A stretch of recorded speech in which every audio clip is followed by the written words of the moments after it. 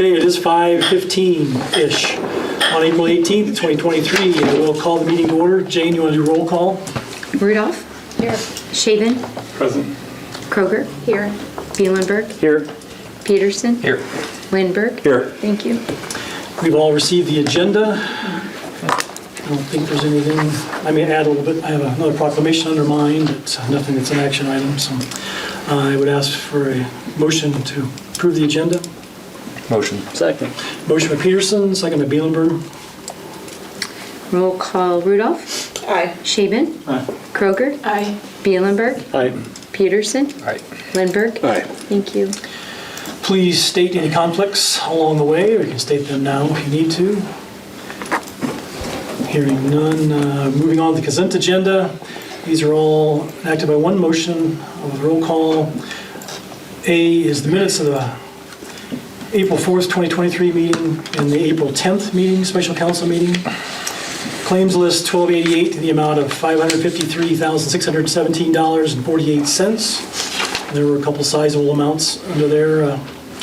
One being insurance, workman's comp, property, and the other one, 2080 agreement. 2080 agreement. Yeah. Those are the two large ones. And just a few other ones. So, expenditure and revenue reports for the month of March 2023. HMU sewer landfill reconciliation report for March of 2023. Renewal application for Carla Ray Lemon DBA Rocking Chair Class C retail alcohol license. A renewal application for Shelby County Fair Corporation Special Class C retail alcohol license. Renewal application for the Old West Side Lounge Special Class C retail alcohol license. Renewal application for Fairway Stores, store number 790 for Class E retail alcohol license, and a renewal application for the Lounge Class C retail alcohol license. Any questions for any of those? It's a lot of alcohol. Sure we can. But I will make that motion for consent agenda. Second. Motion by Lindberg, second by Rudolph. Roll call Rudolph? Aye. Shaven? Aye. Kroger? Aye. Bielenberg? Aye. Peterson? Aye. Lindberg? Aye. Thank you. Next up is the time and place for the public hearing regarding proposal FY 23-24 annual budget. I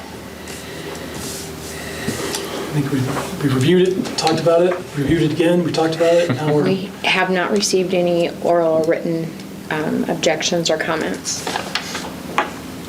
Okay. Need a motion to close the hearing? Motion. Second. Motion by Kroger, second by Peterson. Roll call Rudolph? Aye. Shaven? Aye. Kroger? Aye. Bielenberg? Aye. Peterson? Aye. Lindberg? Aye. Moving on to Resolution 2528, then adopting the annual budget for the fiscal year ending June 30th of 2024. I just wanted to highlight a couple of things on this. The levy rate is 16.35759, which is a little tiny bit less than what last year was. Total property taxes levied is $2,949,913. I know Gene's got a couple of spreadsheets that he wants to go over.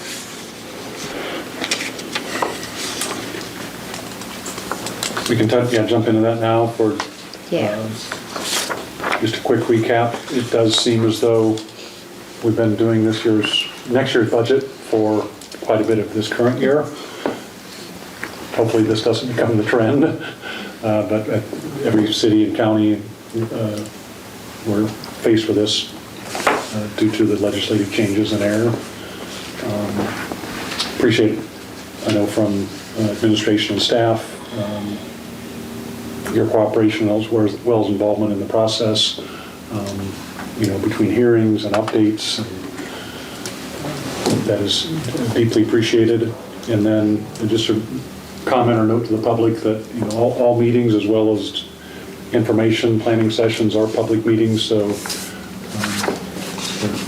it seems like if you look across I would say the nation and even the state, that there seems to be plenty of discord around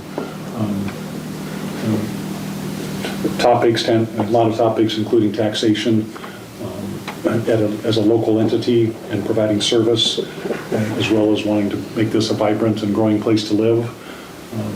We want to help ensure that, you as elected officials and our constituents have a voice in where those dollars are being spent. And it's certainly a lengthy process. Wanted to highlight just two charts that should be very familiar to you, and if this is just your first or second year, a refresh from prior year. This is quickly shows the trends, looking back all the way to 2010-11 on some of the key metrics. And the blue line, again, this is difficult.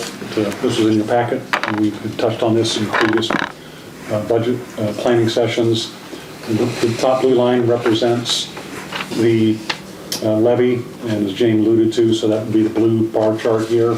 So levy is staying within 1/100ths of pennies, the same levy, which the next yellow line shows a 0% change in the levy. The next two red boxes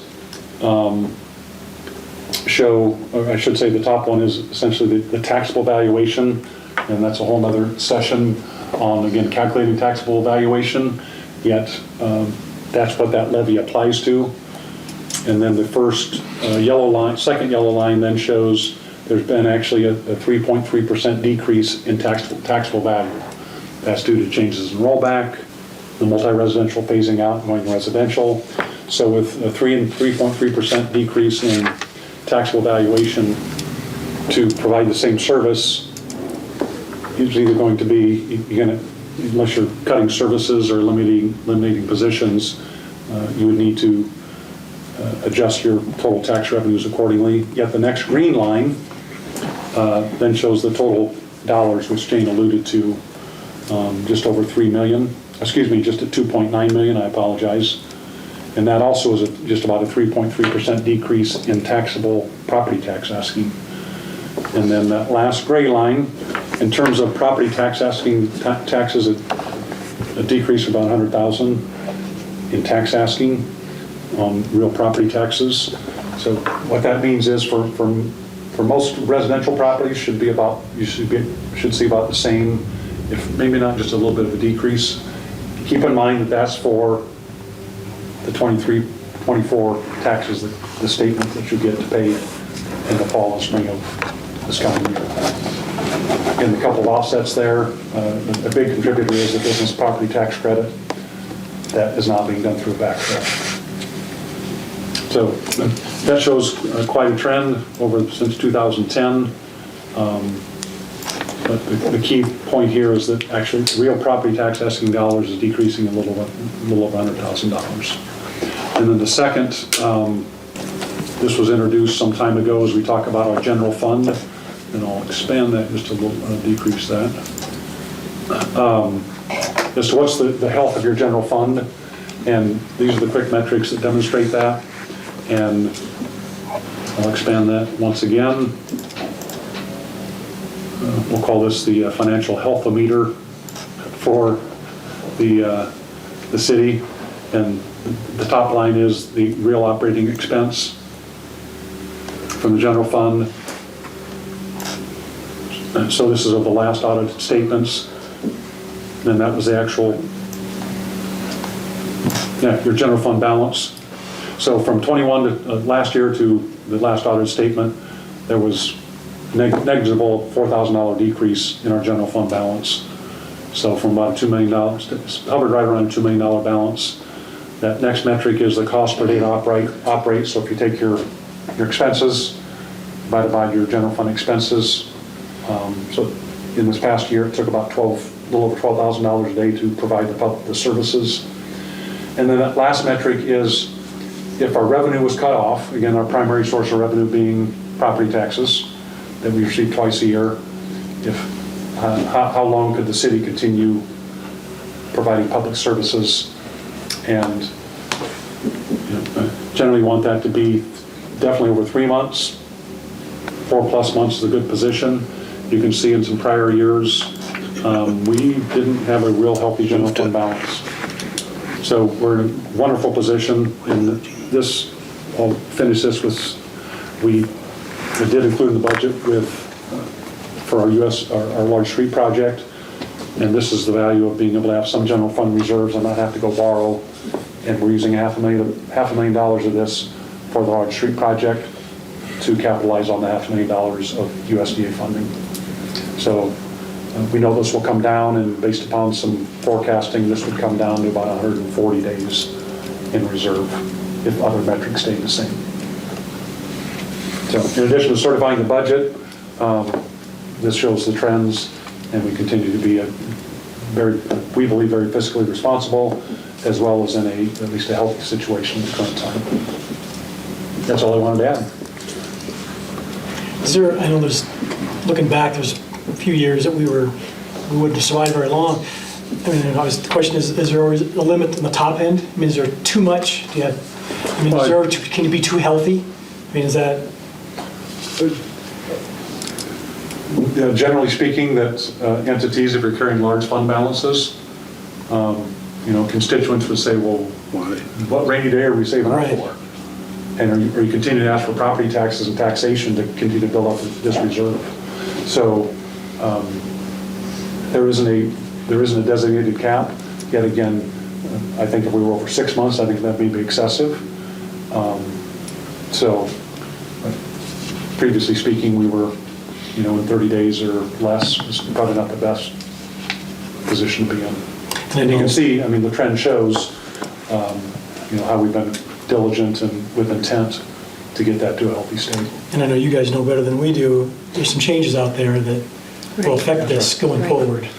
Next year, 5 years, 10 years down the road, there's going to be some changes. So, okay. You're ambitious on the 5 to 10. We'll all still be here, right? Any other questions, concerns, anything else? Gene or Jane? I know I appreciate, I know these guys do appreciate, it's a lot of work. Yes. And then you've had to do more work in addition to the work you already did.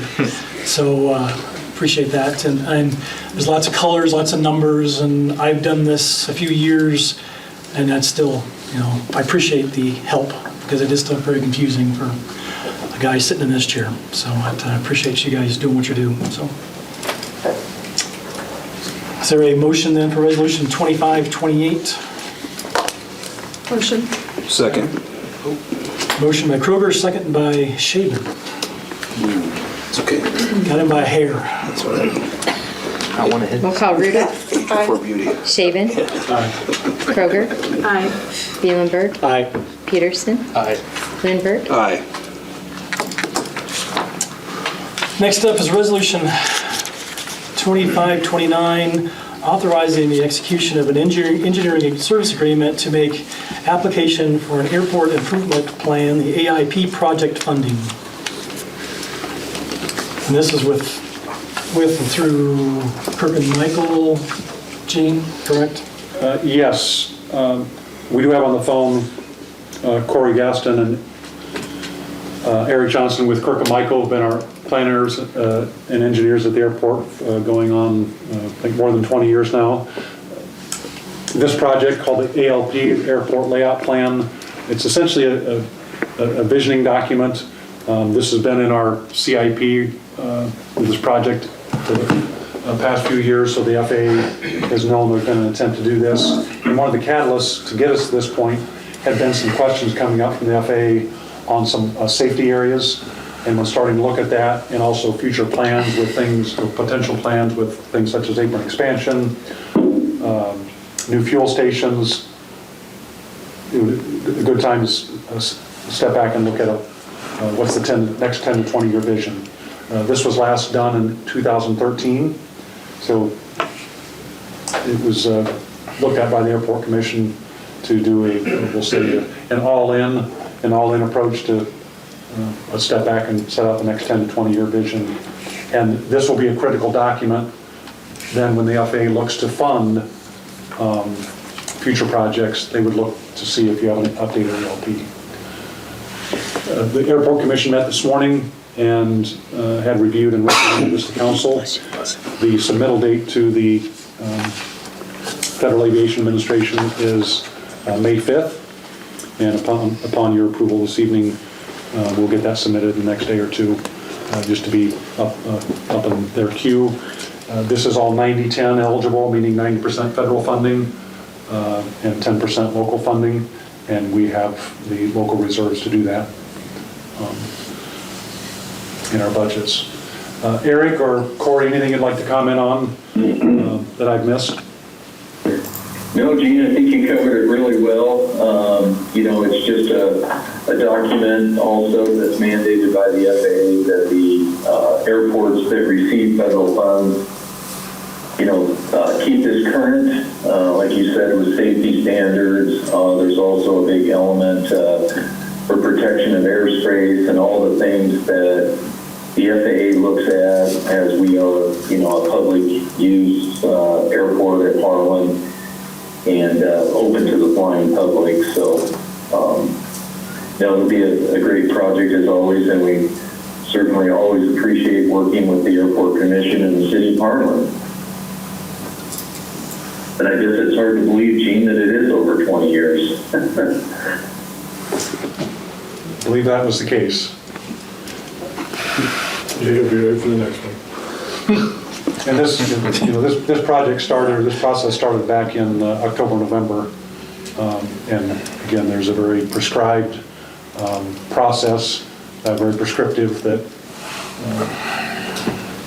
in terms of applications, forms, assurances, ensuring we have updated safety and drug-free workplace policies, all the things that we've adopted at the airport. And we have to assure that those things have been done to qualify for the federal funds. So it's a very lengthy process, which I think we can thank for having the council packet being 100 pages long. So the grant application, I believe, was 30 plus pages, and the engineering agreement was all of 17 or 18 pages.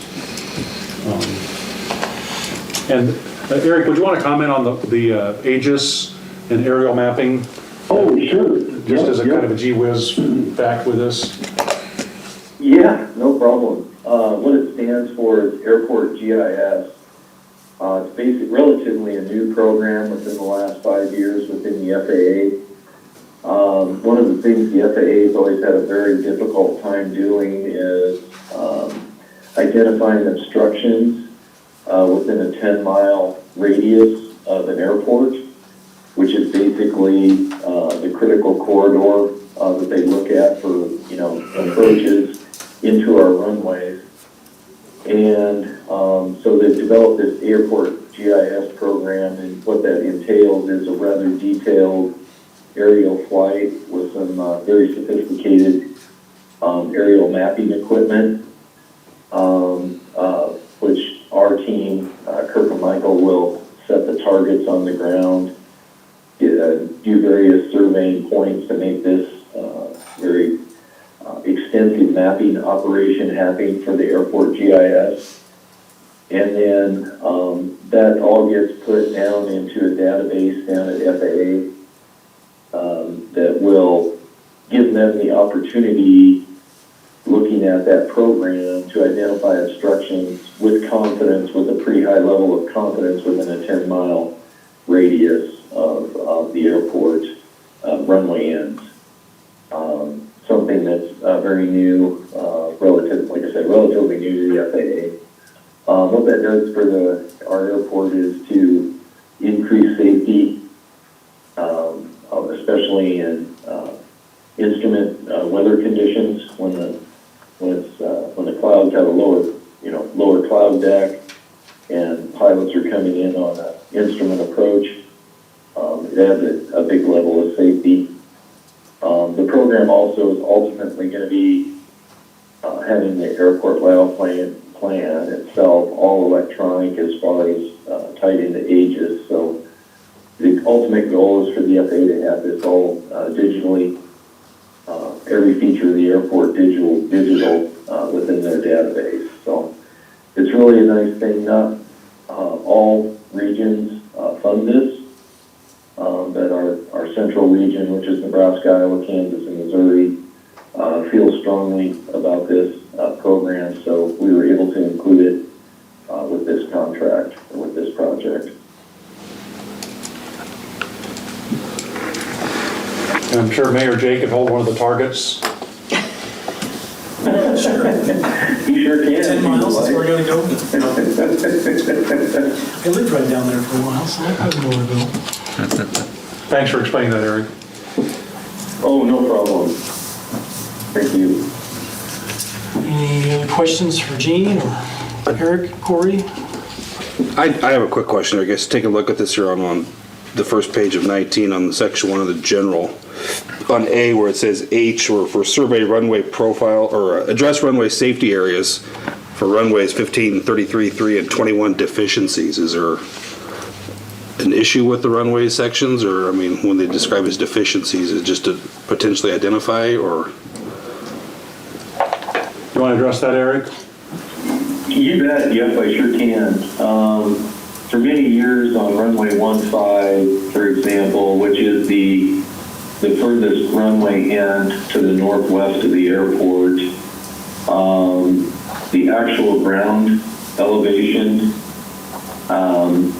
the FAA has identified that as an obstruction you guys probably are very familiar, as you come out of the airport and head towards the northwest, that becomes a hill, and so that is one thing that they've always been wanting to get an accurate surveying on. So a part of this project, and this is one example that is a deficiency to FAA standards, but they can't make a full determination until they actually have a full survey done on it, signed by a licensed land surveyor. Because right now they're basically going off of, existing topographic maps and those types of things. So that's one example. On the crosswind runway, or the smaller runway, we've got issues with some penetrations of some fences that come into the safety area, which is an area designated right off of each runway end as to be graded and provide an extra additional safety in case there is a overshoot or an undershoot, they call it, or a pilot would have an issue on landing and have to, have that little extra overrun, as extra safety on the end of the runway. So those are just a couple examples that the FAA has noted for us for several years. There was some tree masses up on the approach end of, again, the furthest northwest end of the main runway, which were eventually removed, or they were removed several years ago. But FAA, until they're surveyed, they can't officially take them off their charts. So that's going to be a part of this as well, so they can get that officially taken off their charts that they were removed several years ago. So those are just a couple of examples of what that means. Okay. I appreciate the explanation. Thank you. Yeah, no problem. Good question. Don't have anything further. Anybody else? That's why I do my flying on two wheels. Yeah. Right. There you go. Okay, and then I would ask a motion to approve Resolution 2529. Motion. Second. Motion by Kroger, second by Lindberg. Roll call Rudolph. Aye. Shaven. Kroger. Aye. Bielenberg. Aye. Peterson. Aye. Lindberg. Aye. Thank you. Thanks, guys, for joining us. You can Thank you. stay on if you want to. Yeah, thank you. If you have other things to do, We we really appreciate understand. it. Thank you. Thank you. Next up, we need Too to much. receive and file streets, alleys, and sidewalks committee meetings from April 13th of 2023. Motion to receive and file those minutes. Motion. Second. Motion by Rudolph, second by Kroger. Roll call Rudolph. Aye. Shaven. Aye. Kroger. Aye. Bielenberg. Aye. Peterson. Aye. Lindberg. Aye. And out of that meeting, we have 2 or 3 things we need to look at and act on. Review requests to allow parallel parking at 722 Market Street, the east side of 8th Street. This is in our packet. So there's pictures. Correct. So right now it's diagonal. Gene, Yes, these are included in your packet.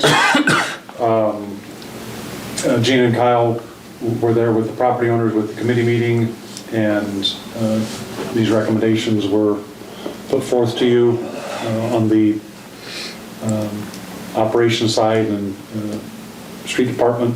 No concerns.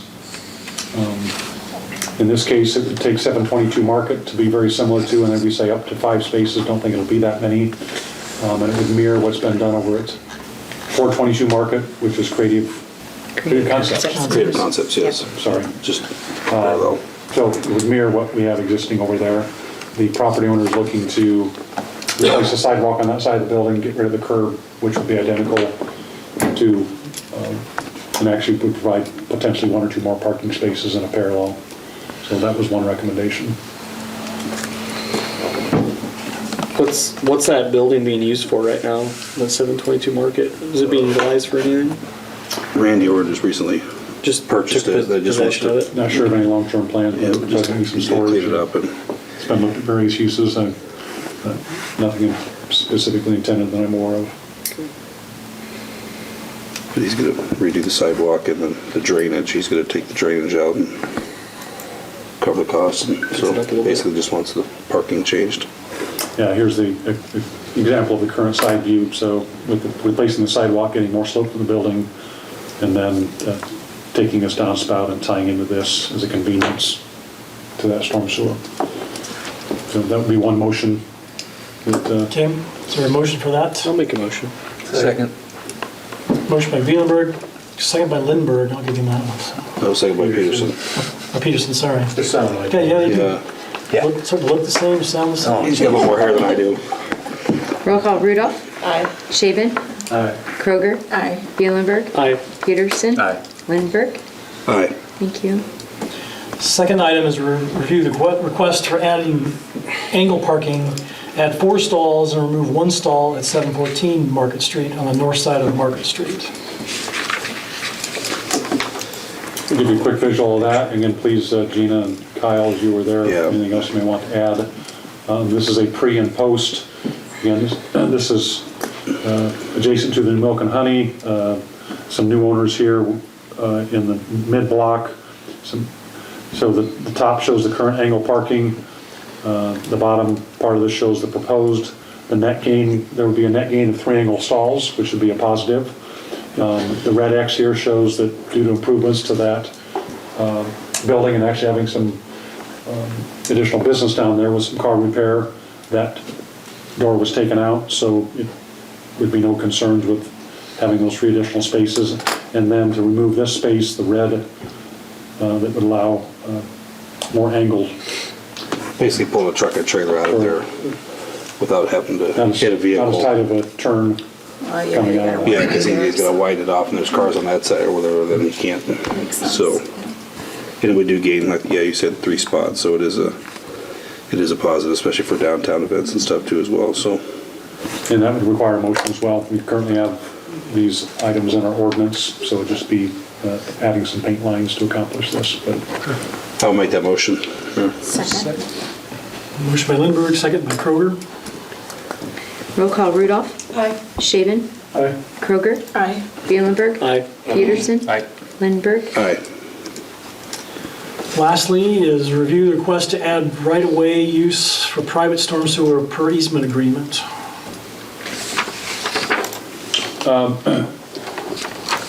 this type of situation doesn't come up all that often. Quickly review the map, and again, please, others comment. This is an aerial. The area here is the building we were just looking at. Down the alley here between Hill and Market, the property owner has previously installed some underground drainage. In order to get that to tie in, so the yellow line here represents the area in which that underground tube could connect into to drain into our already existing storm water system. It's currently making its way there now, it's just all above ground. This side of the building, of course, doesn't get near as much sun, being north facing, and definitely would help out with less use of salt and less ice in the wintertime. And upon successful submission of since it's going to be in public space and public right of way, they would provide a stamped engineer's agreement, and then the easement agreement's been drafted, since it's actually easement into the public space for private use. I missed anything? I guess for Gina and Kyle, and some of you may be familiar with the area and what's. I know historically trying to drive that alley in the wintertime is almost impossible because of the amount of ice going up that hill, so this would alleviate a lot of that, so that would be nice. Yeah, they're basically taking the water out of all those roads. and it Drainage. Yeah. Has no cost to us. That's a good idea. Okay, is there a motion? I'll make a motion. I'll second. Motion by Bielenberg, second by Peterson. Roll call Rudolph. Aye. Shaven. Aye. Kroger. Aye. Bielenberg. Aye. Peterson. Aye. Lindberg. Aye. Thank you. Okay, next up is review preliminary engineering service agreement with Beanster and Kim for the sanitary sewer collection system rehabilitation for an amount not to exceed $6,500. Brief summary of that, we had a successful survey when we had the LMI survey, which was a required component if we may qualify for CDBG funding. This would be in support efforts for a lining project for our sewer lining. Again, we've committed through your previous actions some of our ARPA funding. Securing some CDBG funding would even make for a nice larger project, because to line additional sanitary sewer. Required part of that CDBG application is what they call a preliminary engineering agreement, which needs to be submitted. And Beanster and Kim has provided that. They've been our wastewater engineer for quite some time. And then upon completion of this, we would work with SWIPCO to complete that CDBG application. So, and again, that's an amount not to exceed the $6,500. On a comparative basis, we had a similar preliminary engineering report that was done for our USD street project. Again, another required component in the application process to say it's been studied and the deficient areas, what areas you might want to focus on, grade them out, and that needs to be from a licensed engineer. And this would also be from the ARPA funds towards that project. Anything I missed, Jane? Nope, I think that's good. The date to. Yeah, the deadline for the application is July 1st, so they'll get on this right away so we can begin to work with SWIPCO on the application. Is there a motion for this one? Motion. Second. Motion by Rudolph, second by Shaven. Roll call Rudolph. Aye. Shaven. Aye. Kroger. Aye. Bielenberg. Aye. Peterson. Aye. Lindberg. Aye. Now, next up, we'll move to Harlan Municipal Utilities update. Joe Ruschenberg is going to jump to the top of the list. Got there just like 2 minutes extra. Just a couple things, and they're both water related. Our raw water system improvement project bids are due 11 o'clock on this Thursday, the 20th. Hopefully get 3-4 bidders on that project and hopefully get good numbers. We would then turn around next Thursday, the 27th, and accept the bid. And then on our May 11th meeting, we would approve a contract with that bidder and then be able to possibly start or turn the contractor loose in May 12th. Hopefully we'll start moving towards construction. Kind of on that that same note, just keep us out of water conservation up into that point to where we get the wells in and pipe work done. We are, this week and next week, we are completing some maintenance on 8 of our existing wells. Doing either acidizing the well, 4 wells, and then we're also air bursting 4 other wells to try to improve the production out of those 8 wells, improve the flow to our treatment plant. So like I said, we can take on that additional, people watering lawns here in summer, so forth, since our use will go up. We're hoping to at least move that along until we get this new 4 wells in place. So we're going to just continue doing some maintenance. I think even in July, we'll probably try to do a couple more, a few more wells in July period too then. With those existing wells, just try to keep the maintenance up, try to keep that production up through the summer. But that's all I had was those 2 items. Any questions? You talk about conservation, Joe, I don't remember last year, we were having conversations about swimming pools and all that kind of stuff. Is that still too early to decide what we're doing with all that? Yes, yeah, I mean, right now we're sitting okay. Hopefully here the next 2 weeks we'll find out, how those 8 wells respond. Last few that we've done, everything's responded pretty well with either acidizing or the air bursting, or a combination of both. We were able to pick up quite a bit more gallons per minute collectively. So, yeah, so kind of early to tell, but right now there's people picking meters up from us, so they can meter and fill their pools. So there are people moving ahead with that right now. So no worries at this point. So we'll keep an eye on it. Hopefully we keep getting this moisture too, which is all positive. All right. Okay. Thank you. Thank you. Thanks, Joe. Thanks, Joe. Good luck. Shoot well. Next up, city administrators report. Try a handful of updates, keep you all informed, and some activities coming up.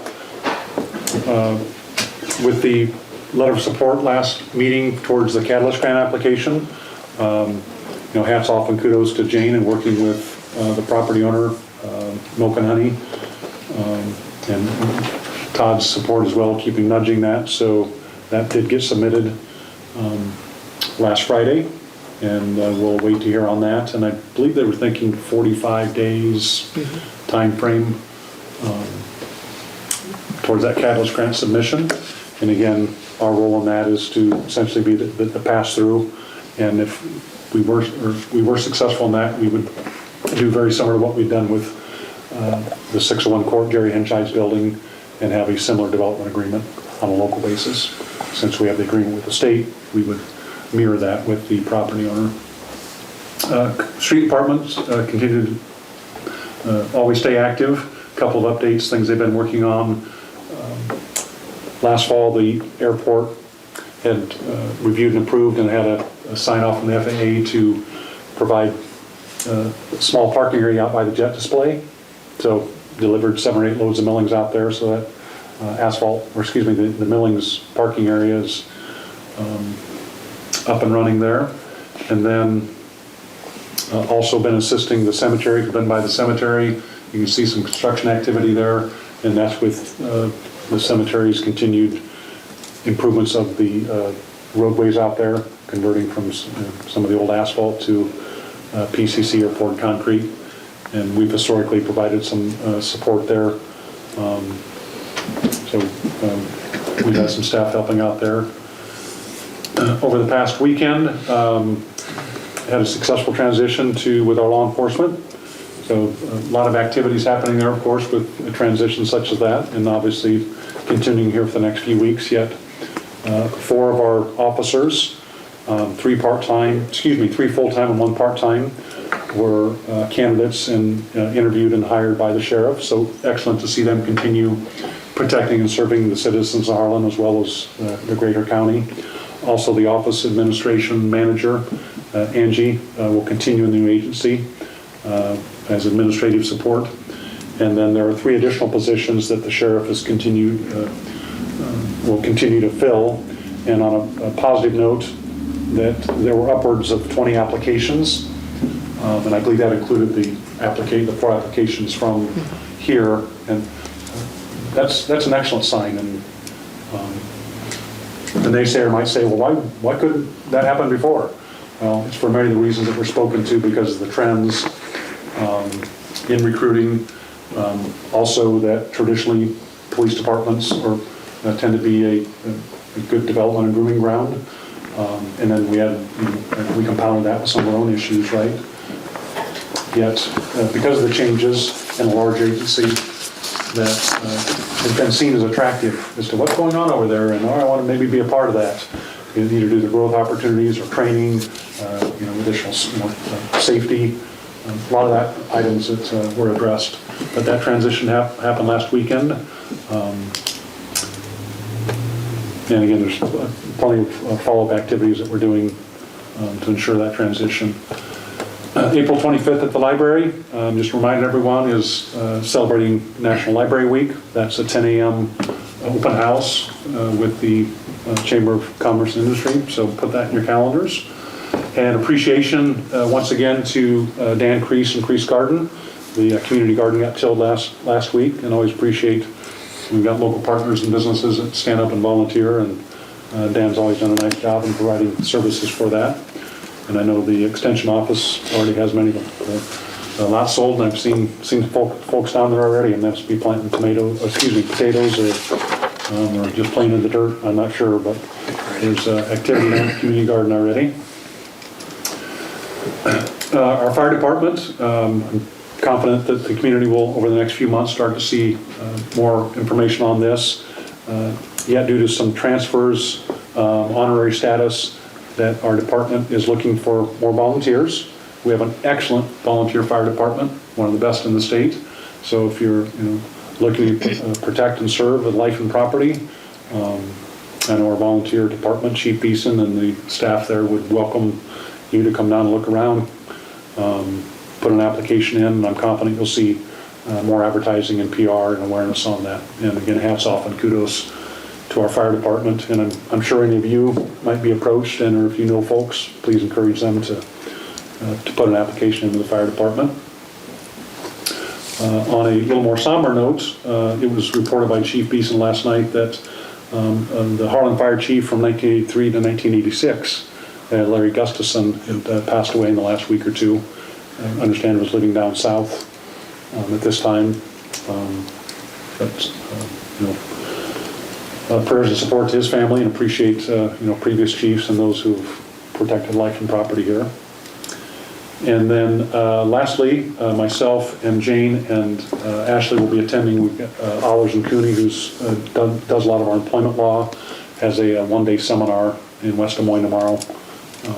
So I'm going to go down and catch some current topics and information and on employment law tomorrow. So we'll be gone, but we'll have other office staff here covering. And with that, I'm happy to answer any questions or other updates you might be interested in. Will Angie be at this office, or will she be down there? Primarily, Still up in the air, kind of. I think long-term primarily at the sheriff's office, and presently there's training going on. There's signage posted as to some services that are transferred to City Hall, such as dog licenses, parking tickets, peddler's permits, within City Hall, other law enforcement matters checked over on Main Street. I believe if they still call the PD number at 515 when it gets automatically routed over next door. So To the comms, yeah. Everybody's hit the ground running. It's going smooth. And this phone that's out here is still available after hours? Yep. Brings over the Both front and dispatch. back. Yep. For public safety. Very good.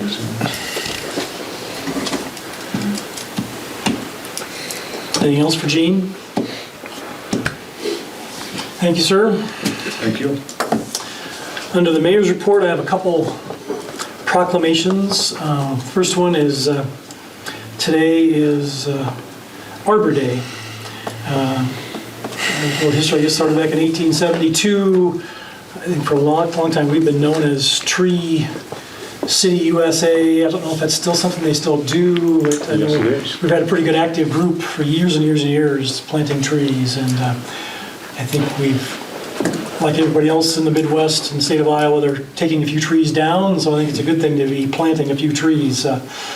Hopefully, maybe our children or grandchildren might get to see some turn as big as they are out there now. We might not see them, but plant them today if you can. So I would just say, therefore, I, Jay Christensen, Mayor of the City of Harlan, do hereby proclaim April 18th, 2023 as Arbor Day in the City of Harlan. I urge all citizens to celebrate Arbor Day and support the efforts to protect our trees and our woodlands.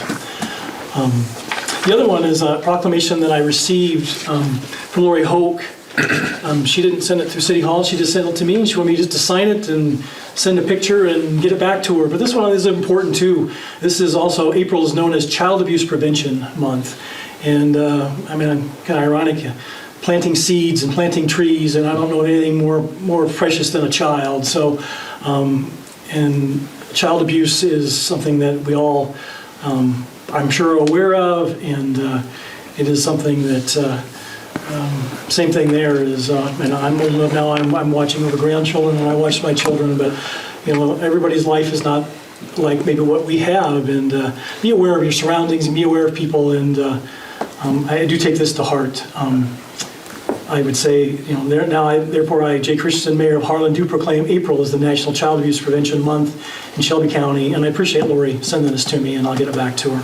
So I know she does a good job with her role as this part of it too. So that's all I have from my chair. I would move on to Todd Boleen and Shelby County Chamber of Commerce. Good evening, everyone. Good evening. So just a few items.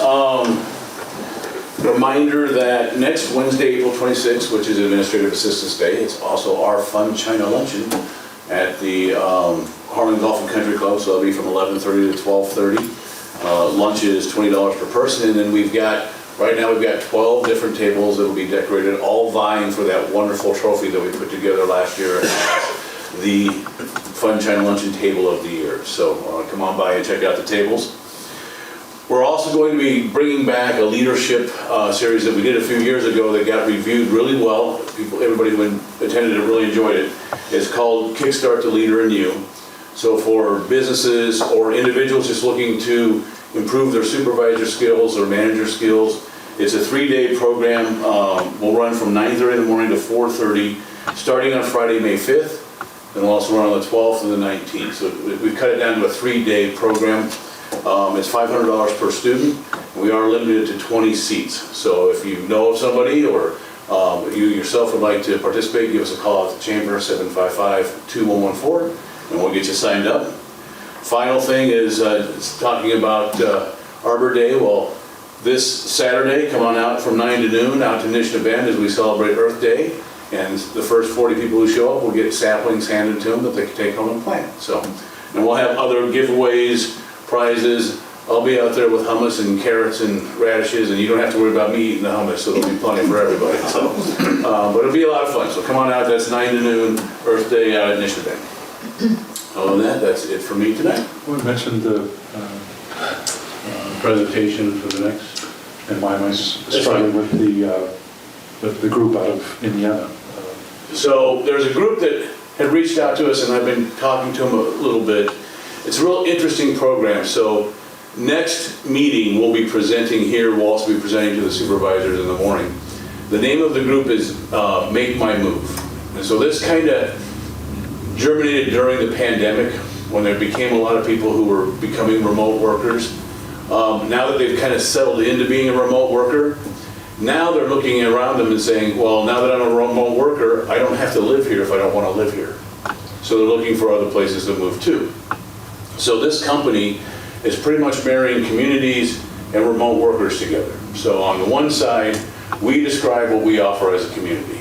Services we have, we might have some incentives for you to move here, our school district, all the things that we paint our story for our community.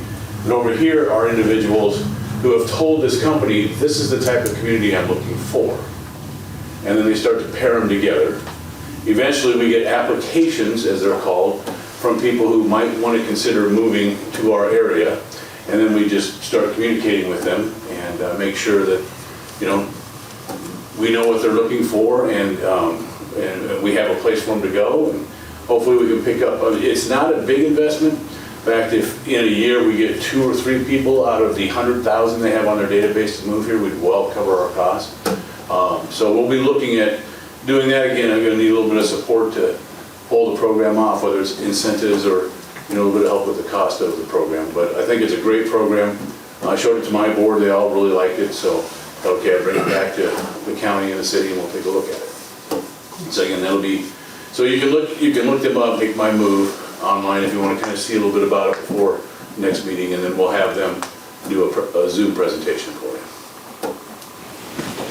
Make My Move, I just couldn't think of it that quick.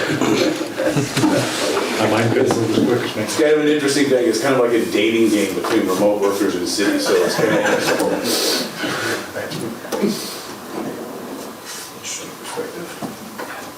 All right. Thanks, Todd. Yeah, thank you. Anything else from people around the table? Observations, suggestions? Nothing? No. Public? Hey, I do. I got, not public, but, well, I haven't changed. Gotta give a shout out to the Harlan Community School District Theater program. We went and seen that How to Succeed in Business Without Trying there last weekend, and I tell you what, for $8 a ticket, you get a great show. There is a lot of talent in that group, so when you guys see those opportunities, take advantage of them, because it was a very, very well, 2.5 hour musical. So, and Elvis on Saturday, the 22nd. No, that's all I have. All right, on that, meeting adjourned. I'm kind of thinking you have a little side hustle on this.